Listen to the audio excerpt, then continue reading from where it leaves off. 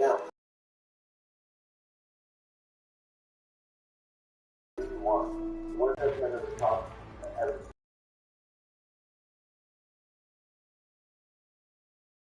part of that is Liddell. Is he going to be another character? But Liddell, I guess the question I have is,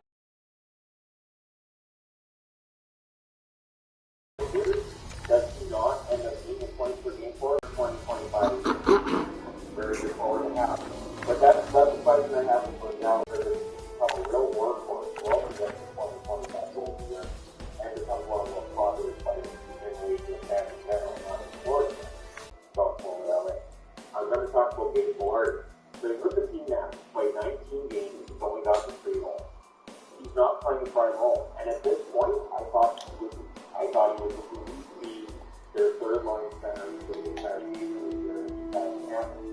And I do wonder with LA, much like Detroit, once you decide, okay, we're done with this whole rebuilding part of things. We like the young players we've got. We want to bring them better.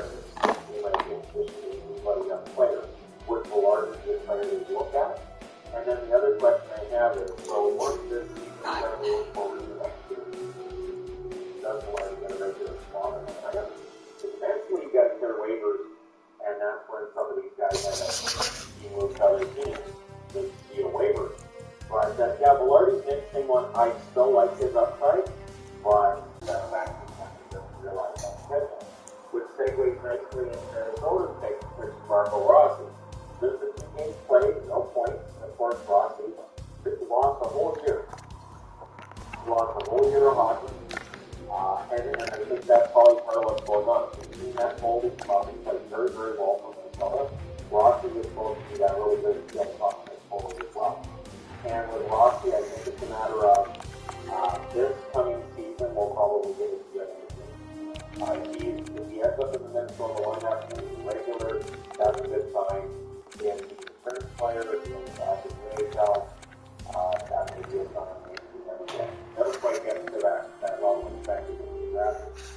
For Montreal, this one I went a little bit outside the box in the early season.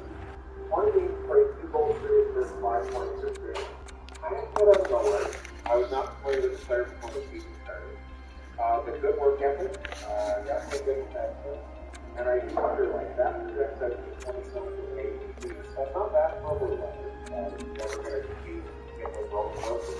But I do like his ability, and this blue line of Montreal is going to get completely overdone. You have to think it's going to be an overhaul this summer.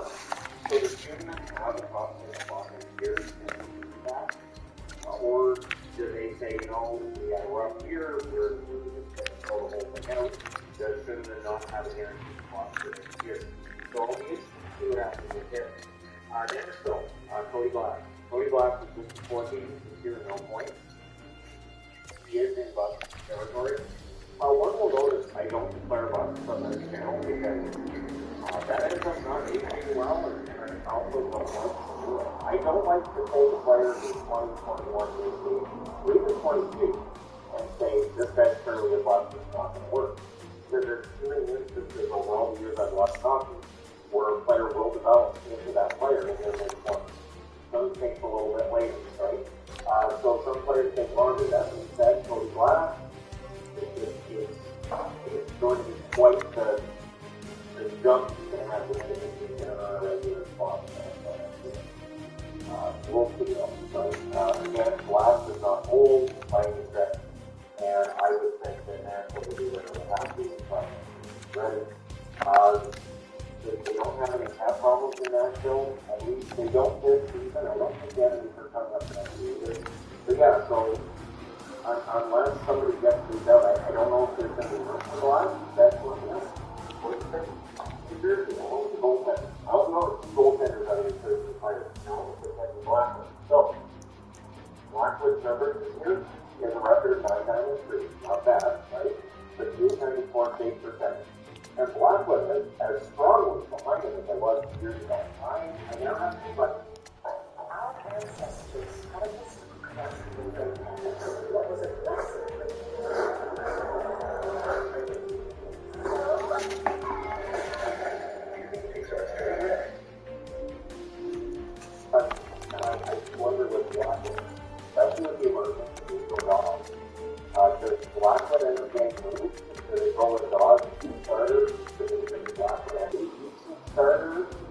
Because in the beginning, again, during the first go-around in the NHL, and again, I want to say 2 years ago, it looked like there was a lot of potential there for the fantastic goaltender.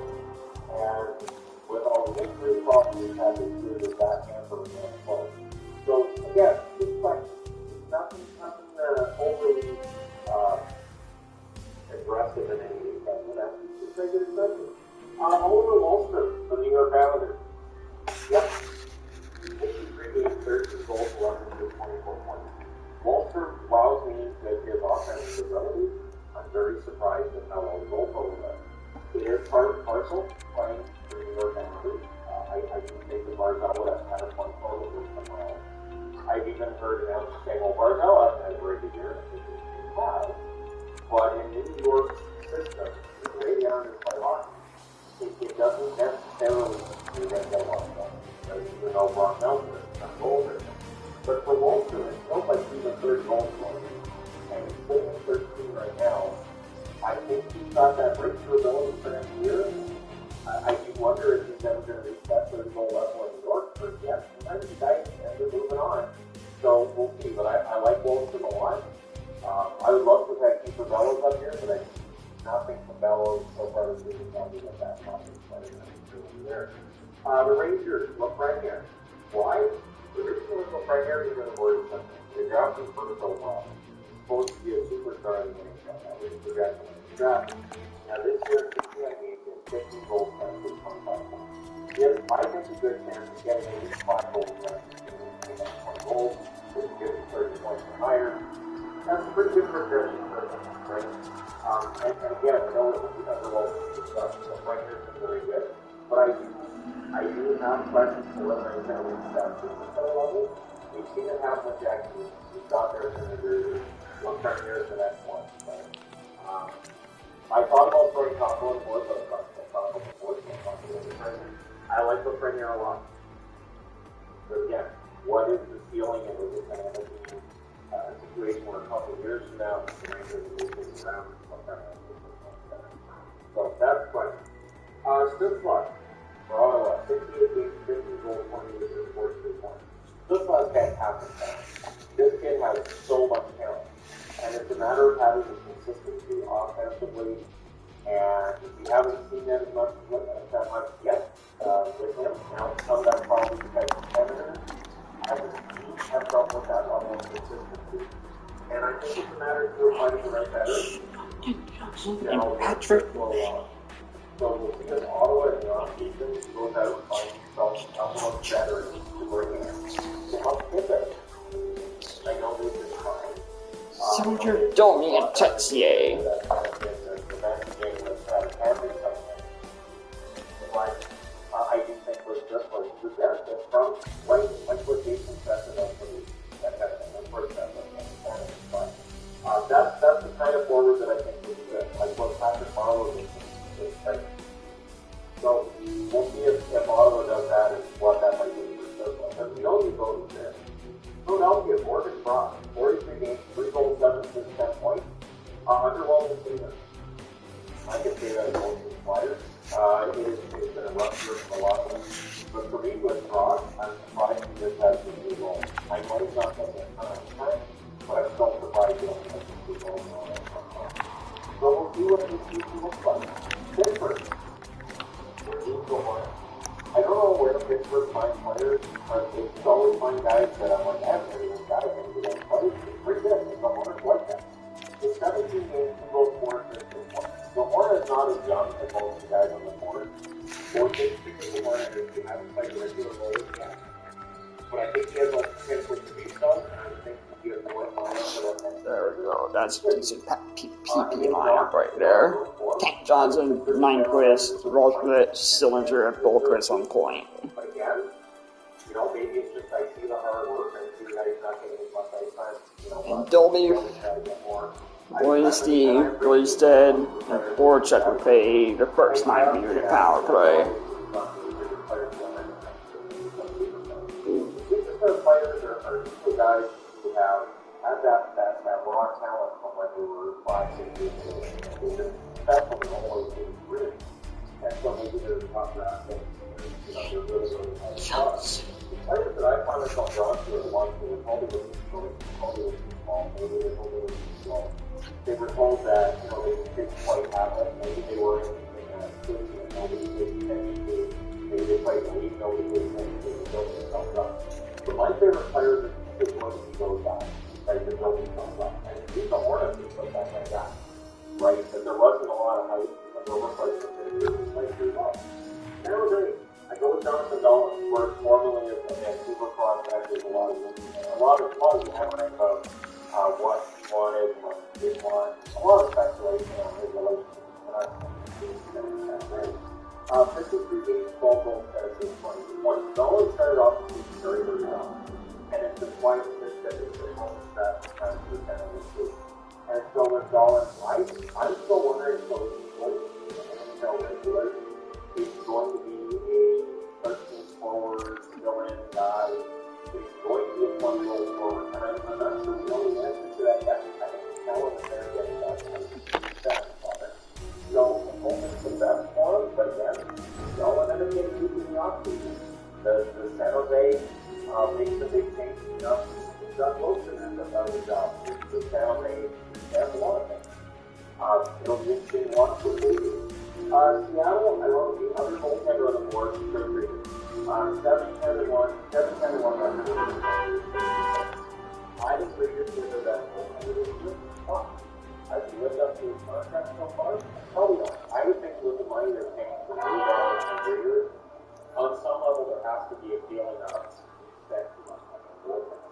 And that they're not getting a return on it. Now, it's possible next year to get it, but for the keep Reeders and through our goals, we want money to not happen.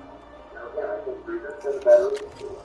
I don't know that Reeder is going to be an NHL level starter on a regular basis. I think that's one of those. We have to have Jack Hammond too, right? That's Toronto, has been in, has really, really well, but many good starts. And it is this. It's an interesting facet of goaltending. Are you a starter or are you a backup? And sometimes I feel really good because they don't fall together. They are able to stay strengthened quite a lot. So where is Chris Reeder going to stand? I don't know if we've got that answer yet, but Seattle's got time to.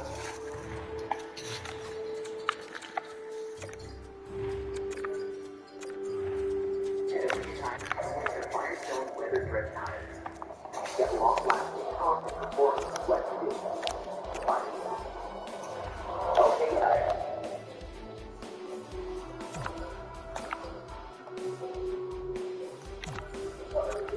Again, we're spending a lot of money on goaltending. We'll see whether or not we're spending a lot of money on goaltending as well. Brown. So Logan Brown comes in from Ottawa.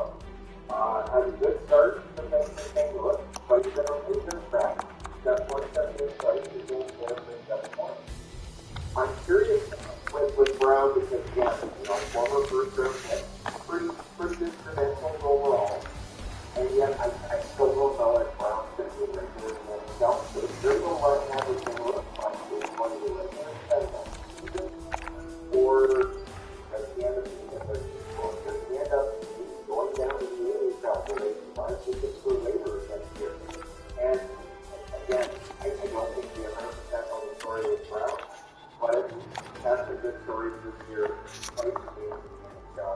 I mean, he's shown us that he does have some talent, and there is definitely an NHL player there. And then, I think this is great. Absolutely. Tom Quick in Tampa, 46 games, 1 goal, 7 assists, 8 points. The apple does not fall far from the tree with Tom Quick. He is tough to play against. And I like his progression quite well. I don't know that he ever reaches the level that his dad had, but I think he's played. When I was playing his dad, I was 15, 47 in the Saturday time. All the way up to right? For Tampa Bay, they're always going to look at their cycle back out. There's that year. Most likely looking at a top 4 spot next year on that roster. It's possible. Again, anything can happen, but I do like the upside when it comes to top 4 tonight.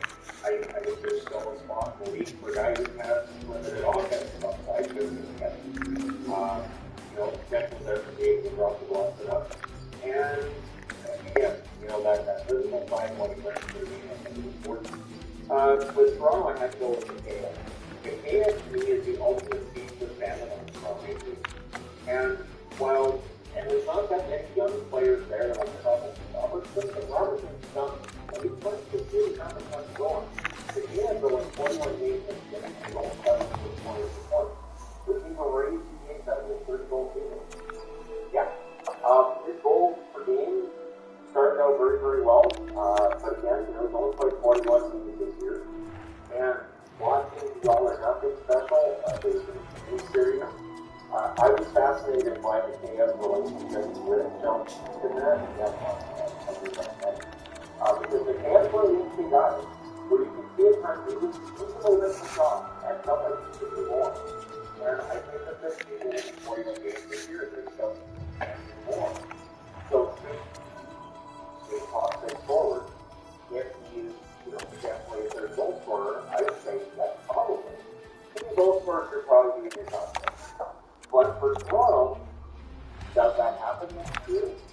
And so with Mikheyev, I'm going to be interested to see how he does in playoffs. If Mikheyev has a good playoffs, Toronto gets out of round 1, and Mikheyev plays a big role in that, that's going to give him a lot of leverage for Ray. That will give him a lot of leverage with fans, and give for greater visibility and more playing time with the league. Right? So we have to do that there. Then I want to know Olander. Olander's very popular with fans. I don't see any criticism of Olander. 60 games, 10 goals, 8 assists, he is very swimming, don't get. For me, I haven't seen him make a shit out. If you don't see him kind of lying around the edge, what he's in there, talk about him in that one with you. And with Olander, the effort that, and I think the belief is too that there's some offense in there that we haven't seen at that level. They're going to get 10 goals for the season. With Patrick Alvin early results of the season, that I wonder what Olander's future is. There are other players that have come on board. I could have put Besser, although I don't know that he's going to what a lot of these guys are. And not necessarily knowing what they're going to do. Olander could be one of those guys. One of these goals for him. Olander could be a guy that they would turn around and energy. But is it going to happen? So again, young player, a lot of potential, maybe for him to realize that he hasn't been there. We know that Vancouver can be active. It's possible that Alvin called 15 minutes play before in Pittsburgh. Olander could get really good defensively anyway. The extra was crazy anyway. And again, I'm just thinking out loud that if Olander was available, I think that's the kind of player that Pittsburgh would like. Not high cost, has the potential, definitely a really hard worker. I think they could be awesome. Vegas, I love the big decision. So much like Dollar, in Rosic's case, he's got his dad. 34 games, 1 goal, 4 assists, 5 points. At some point in time, Vegas will have to stop trading those players when they start getting better. And they'll have to give them a chance at the top 6 spot in the roster. Does Rosic have that kind of upside? I thought about Ron Beard, but Ron Beard, I don't know. I guess I could go either way. I could put Ron Beard up. But for me, with precision, what kind of upside's there?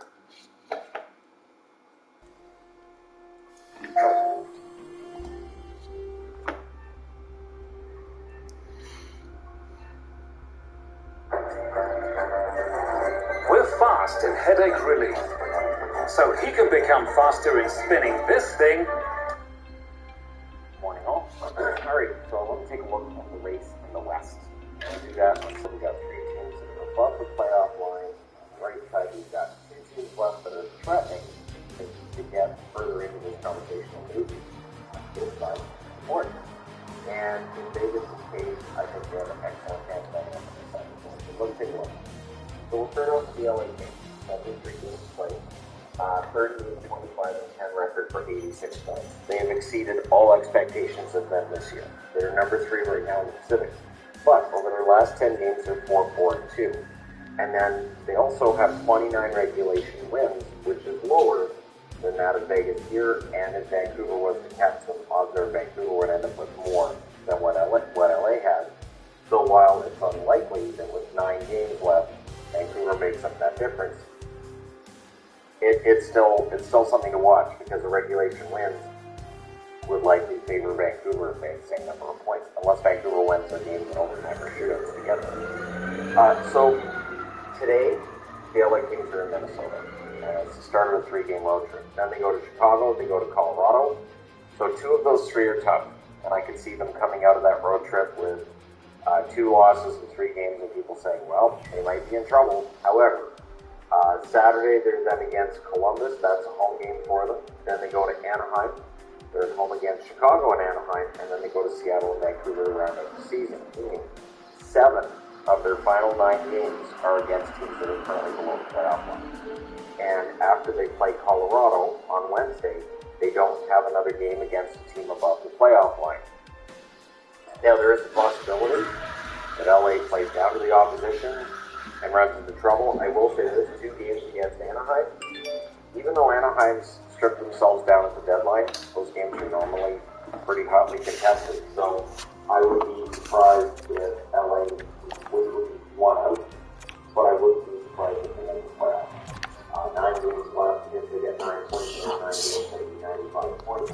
That would force Vancouver to get 15 points in their last 9 games, and it would force the Golden to have to get a lot of points as well. There's 2 points back of LA, but again, if LA plays 500 hockey, it's going to make it difficult for Vegas too. Although the possibility is still there.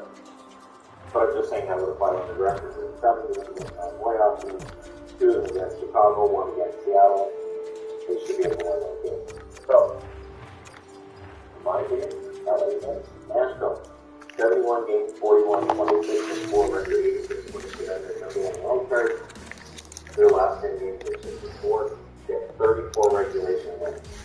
So that's your first tiebreaker, and they have that tiebreaker on everybody else on the board. So that's good. Nashville's in good shape that one. Today they're in Pittsburgh, which is going to be a tough challenge for Pittsburgh. 4 losses in a row in regulation. Thursday beat Berlin. I said it yesterday, but the Washington game though. Then they go Tuesday to go home. They play against San Jose. They play against Edmonton at home as well on Thursday. And then next Saturday they're home against Chicago. So see a lot of movement in the power rankings, really. But this week, 2 of the 4 against teams outside the playoffs, 1 against Edmonton. Again, this isn't a really horrible schedule. It does the how busy the schedule is. Because 3 teams inside the board have 4 games this week. So after that, they're then home against St. Louis and Calgary. Then they go to Tampa for 1 game, home against Minnesota and Calgary. And then they round out their season with a mini road trip to Colorado and Arizona. So only 3 of their final 11 games are against non-playoff teams. So they have a tough schedule. They absolutely do. But again, they have the tiebreaker regulation win. And by the time they beat Colorado should have at least still up the division and the West, and might have still on the president. So by the time they play Colorado, you might be in a situation where they rest some of their players being ready for the playoffs, which could favor Nashville in the game. Then 2 against Calgary. Both of them are in Nashville. You can see how those ones turn out, to be honest. Calgary as well could be home and clear with the division. And in one of those games, they could absolutely be resting players as well. It's frustrating when you look at the schedule and you realize, these teams are really good. But, of course, the end of the season, they might be resting players. And it can get frustrating for any fan base that's going, man, we need a Nashville loss. What do you mean Colorado's sitting everybody? So, we'll see how that turns out. But again, I like Nashville chances. I don't see these teams ending up outside the playoffs. Dallas, 71 games, so they have 11 left. 40, 27, and 4 records. They have 84 points. They are the number 2 wild card. Their last 10 games are 6-3-1. But they have 26 regulation wins. They don't have a tiebreaker on Vancouver or Vegas now. And this is where it's interesting when you look at Dallas. Last year, they couldn't win in overtime or shootouts. This year, they have 14 wins that are in shootouts or in overtime. They're one of the best teams in overtime and in shootouts. The drawback of that being that your first tiebreaker to make the playoffs is the regulation win.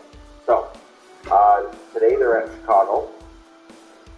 Then they come home and play 3 for the rest of the week. Tuesday against Tampa, Thursday against Minnesota, and Saturday against San Jose. Then they go on a road trip. They go to Vancouver, Edmonton, Calgary. I'll be at the Vancouver game. Then they're at home against Seattle, Vegas, Arizona, and Anaheim. So they do have 7 of their 11 remaining games at home, which normally would be good, but their home record doesn't seem to be as good lately as it was earlier in the year. So there's some concern, and then my concern with Dallas is simple. They lost to Seattle and New Jersey over the last 7 days, I should say. And so losing to those teams over the last week has me looking at their 6 games against non-playoff teams out of their 11 remaining games and saying, we'll see. We'll see how it turns out. For instance, today in Chicago, winnable game that they just played yesterday against New Jersey. Chicago didn't play yesterday. We'll see. And again, they've already shown they could lose against Seattle. The San Jose game, I would not be all that surprised if San Jose ends up winning against Dallas in that game.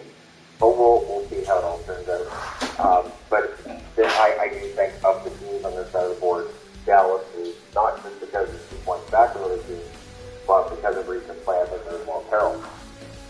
Vegas, 73 games, 40, 29, and 4 record, 84 points. Tied for that last wild card spot with Dallas. Dallas has it because they play fewer games. Regulation wins, Vegas, 32. So, in terms of numbers, if these teams end up tied, Vegas gets that playoff game.